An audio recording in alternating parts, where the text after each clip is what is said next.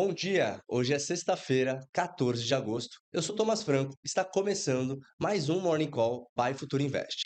A semana chega ao último pregão, contando uma história bastante clara. Brasil e Estados Unidos caminharam em direções diferentes.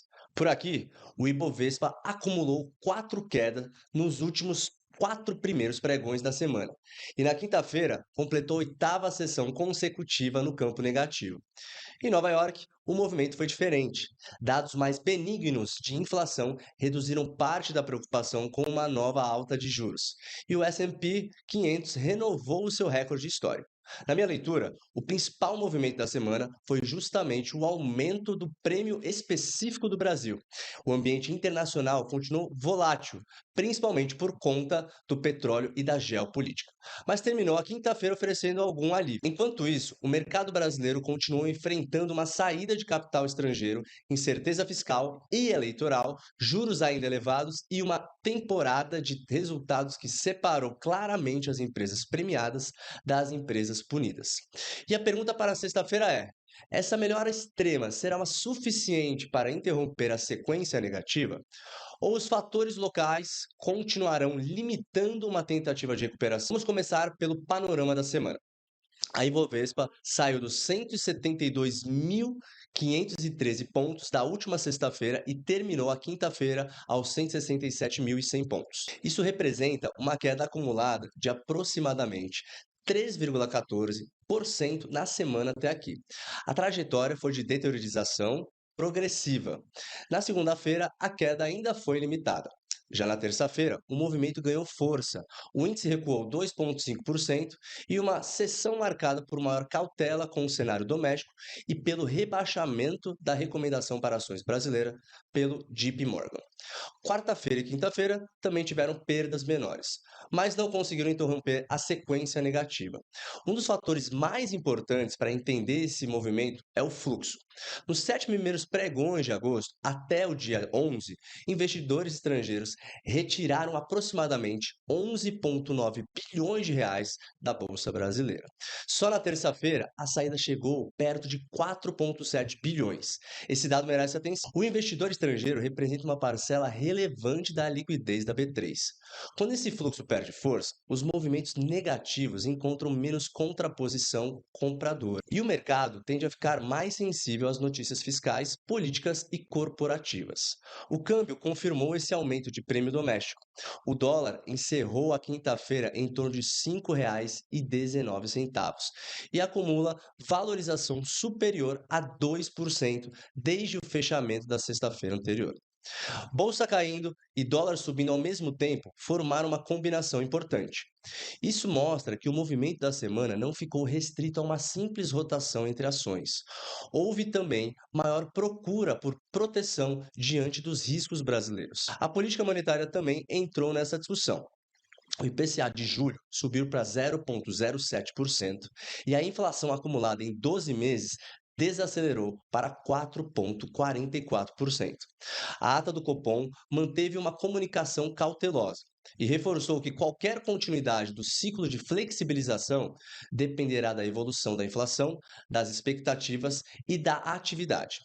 Na prática, isso aumentou novamente a sensibilidade das empresas domésticas ao comportamento da curva de juros. Varejo, construção, consumo e companhias de crescimento tendem a sofrer mais quando o mercado reduz a expectativa de cortes adicionais na Selic. A temporada de balanços reforçou essa seletividade. O Banco do Brasil divulgou o lucro ajustado no próximo de 3,9 bilhões de reais no segundo trimestre, mas a reação das ações foi negativa. O mercado direcionou a atenção para a qualidade do crédito, para a inadimplência e, principalmente, para a carteira ligada ao agronegócio. A Pvida, por exemplo, mais extremo. A ação perdeu cerca de um terço do valor de uma única sessão. Os números aumentaram as dúvidas sobre os custos assistenciais, rentabilidade e execução operacional. Do outro lado, a MRV avançou mais de 14% na quinta-feira. Isso mostra uma coisa importante: o mercado não abandonou todas as empresas domésticas. Ele está sendo muito mais exigente. Minha leitura sobre os balanços dessa semana é exatamente essa. Em um ambiente de juros altos e menor apetite para risco, a margem de tolerância diminui. Empresas que demonstram deteriorização operacional ou aumento do risco são punidas rapidamente. Já aquelas que apresentam evolução concreta de geração de caixa, margens ou desalavancagem ainda conseguem atrair compradores. Nas commodities, o petróleo também teve um papel importante. As tensões envolvendo o Estreito de Hormuz ajudaram o Brent a acumular altas ao longo de vários pregões. Isso criou suporte para a Petrobras, mas também aumentou o risco inflacionário global. Na quinta-feira, esse movimento perdeu força. O Brent caiu mais de 2% e fechou US$ 87,07. A pressão veio de estoques maiores e revisões de demanda. Para a Petrobras, a leitura continua dupla. Um petróleo mais elevado favorece a geração operacional, mas altas demandas muito intensas também aumentam a preocupação com inflação e juros. Já uma queda controlada do Brent reduz a pressão global, mas retira parte do suporte direto às ações da companhia. A Vale teve uma quinta-feira mais fraca, refletindo menor suporte de minério. China e minério continuam relevantes para a companhia e para a siderúrgica, mas não foram capazes de compensar a degradação doméstica nessa semana. Enquanto isso, Nova York teve um comportamento bastante diferente. Na quinta-feira, os preços ao produtor dos Estados Unidos ficaram estáveis em julho. O dado reduziu a preocupação com uma nova elevação dos juros pelo Federal Reserve e derrubou os rendimentos dos Treasuries. O S&P 500 avançou 0,65%, encerrou aos 7.798 pontos e marcou um novo recorde de fechamento. O Nasdaq ganhou 0,81% e o Dow Jones subiu 0,13%. O petróleo também caiu. E isso ajudou a aliviar parte do risco inflacionário. Na minha leitura, o principal problema do mercado brasileiro nessa semana não foi uma aversão global generalizada. Foi o Brasil ter ficado mais fraco justamente enquanto parte do cenário externo melhorava. Esse é o ponto que precisava ser acompanhado daqui para frente. Agora, comparando com a semana anterior, esse descolamento fica ainda mais evidente. Na janela equivalente, entre o fechamento de sexta-feira, 31 de julho, e quinta-feira, 6 de agosto, o Ibovespa havia caído aproximadamente 1,38%.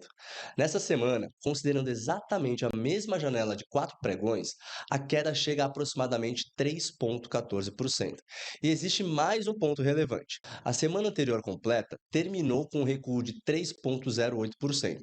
Portanto, até o fechamento dessa quinta-feira, a perda da semana atual já supera ligeiramente todo o recuo acumulado nos 5 pregões da semana passada. O câmbio reforça a mesma leitura. Na janela comparável anterior, o dólar havia avançado menos de 1%. Nessa semana, a valorização supera 2%. Ou seja, a piora relativa do Brasil parece tanto nas ações quanto na moeda. Nos Estados Unidos, a dinâmica é diferente. A semana passada foi marcada por uma forte recuperação do apetite aos riscos depois de um relatório de emprego muito mais fraco. Isso reduziu a necessidade percebida de juros ainda mais altos. Nessa semana, Wall Street continuou positiva, mas em um ritmo menor.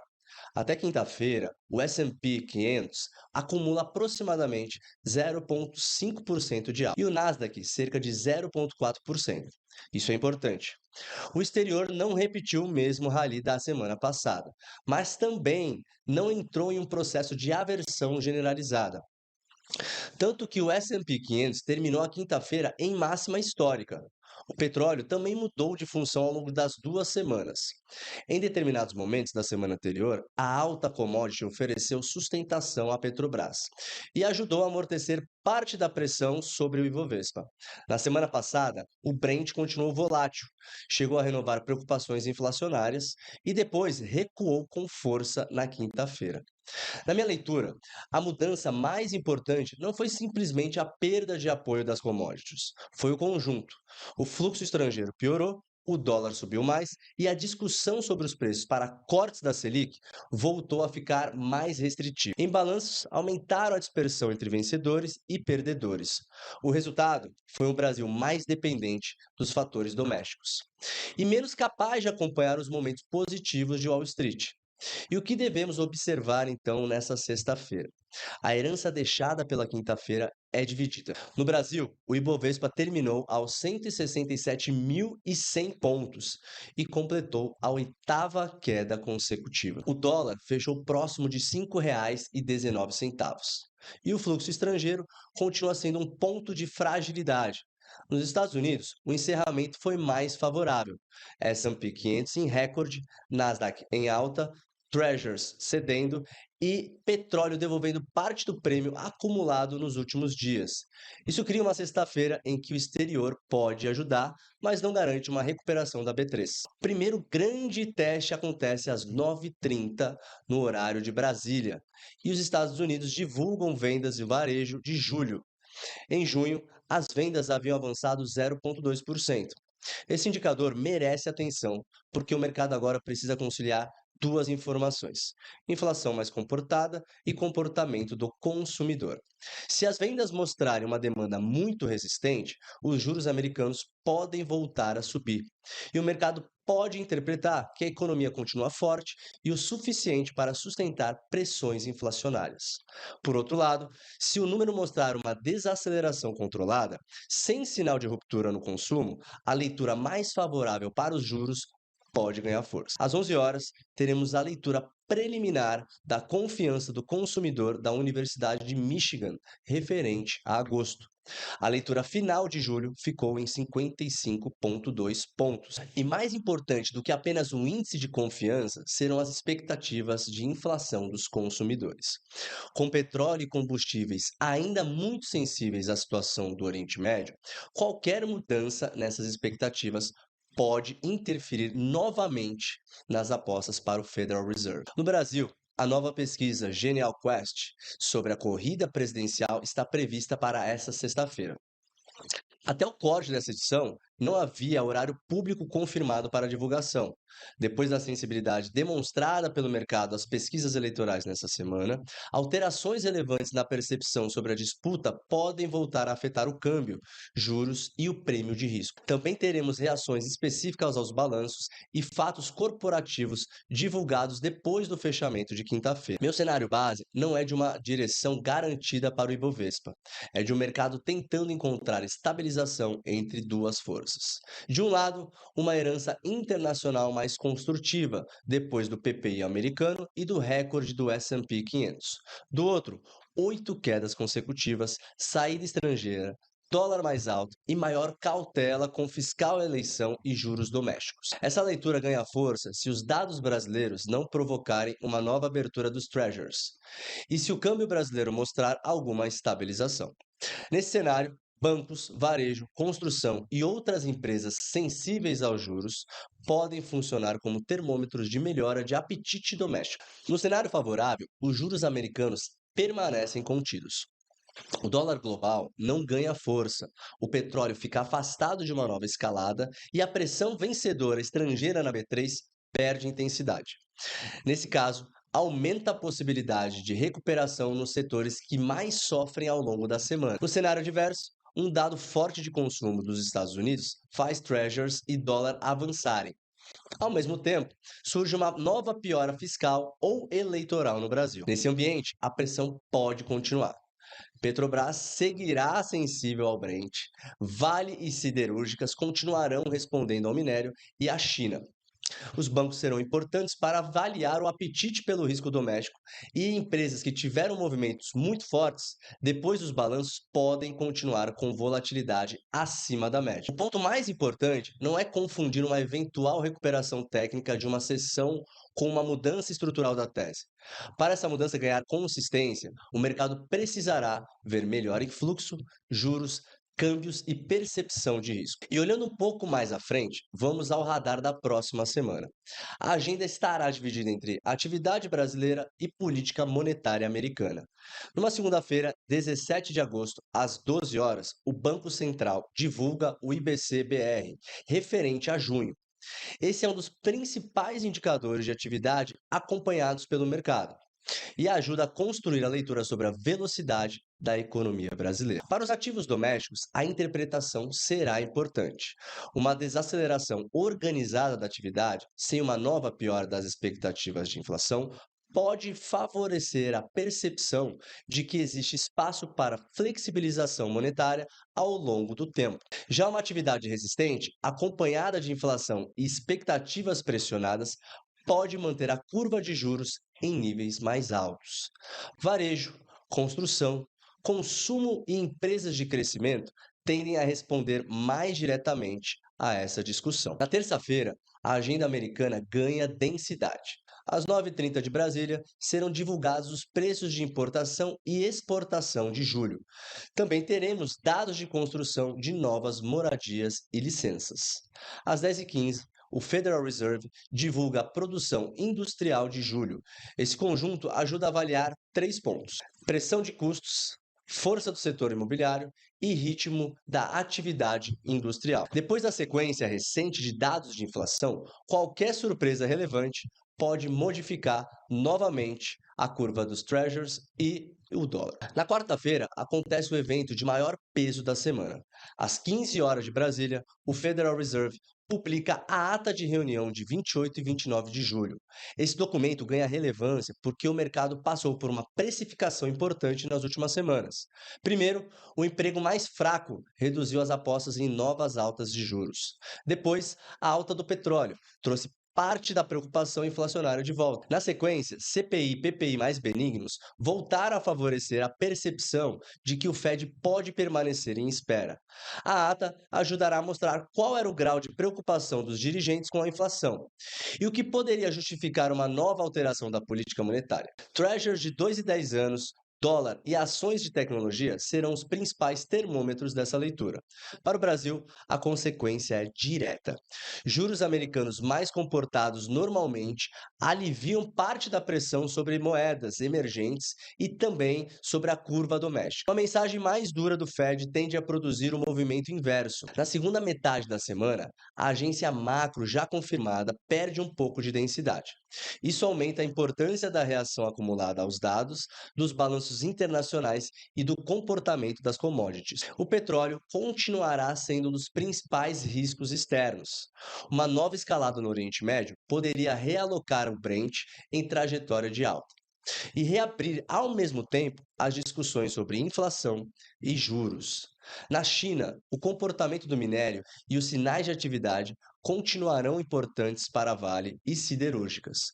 Na minha leitura, para a próxima semana é a seguinte: IBC-BR será o primeiro grande teste para os ativos domésticos, mas a ata do Federal Reserve terá o maior potencial de reorganizar a percepção global sobre juros, dólar e risco.